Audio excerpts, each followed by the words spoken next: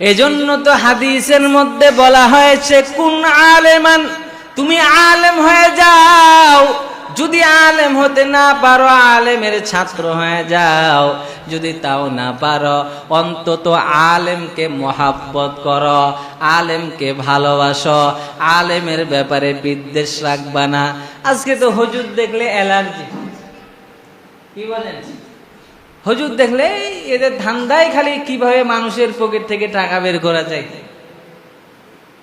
হুজুর দেখলে এক একজনের চুলকানি শুরু হয়ে যায়, হয় কি হয় না বলেন?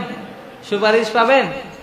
নবী বলছেন কোন আলেমান, এই যদি পারো আলেম হও, তাও যদি না পারো মুতাআল্লিমান, আলেমের ছাত্র হয়ে যাও, তাও যদি না পারো আলেমকে মহব্বতকারী হয়ে যাও, আলেমের বিরোধিতা করিও না, আলেমকে ভালোবাসো।